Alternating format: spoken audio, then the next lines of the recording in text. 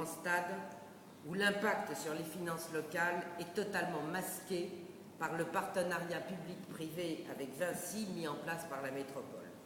Je vous convierai d'ailleurs, dès le mois de septembre, à une conférence de presse dédiée uniquement à cet imbroglio du grand stade.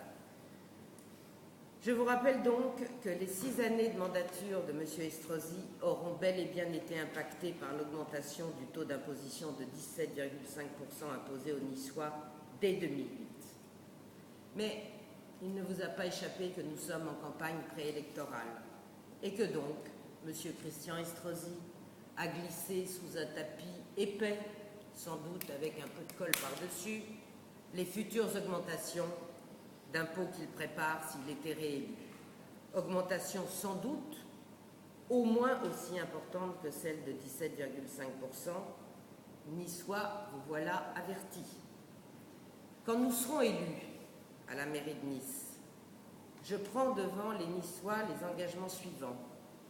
D'abord, nous restreindrons de 50% le budget de la politique de la ville, qui s'élève environ, parce que là aussi c'est difficile d'avoir des chiffres très précis, environ à 20 millions d'euros pour la ville de Nice, entre la politique du logement à la préférence étrangère de Mme Sassone-Estrosi et l'ensemble des dispositifs assimilés à la politique de la ville. Nous diminuerons de façon drastique toutes les dépenses de communication. Nous restreindrons les embauches dans les secteurs administratifs et dans ceux dont les effectifs nous paraîtront excédentaires. Nous repasserons en délégation de services publics les transports en commun. Nous maintiendrons évidemment la gestion de l'eau sous forme de délégation de services publics, car la volonté de Christian Estrosi de la passer sous forme de régie directe à la métropole est une aberration économique. Une mairie n'a pas vocation à gérer l'eau. Et d'ailleurs, l'expérience a prouvé que le communisme municipal avait été partout un échec. Il était abandonné d'ailleurs même dans les mairies socialistes, vous voyez. Les mairies n'ont effectivement pas à se substituer partout et en tout à la gestion des services publics.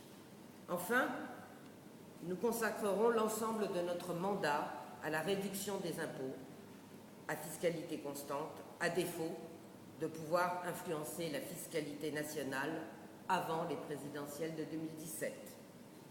Dans les temps difficiles que nous connaissons aujourd'hui, la priorité n'est pas dans les effets d'annonce ni les effets de manche et les projets coûteux tapent à l'œil, mais uniquement et seulement dans l'exigence de saine gestion. Voilà, je vous remercie, je suis à votre disposition.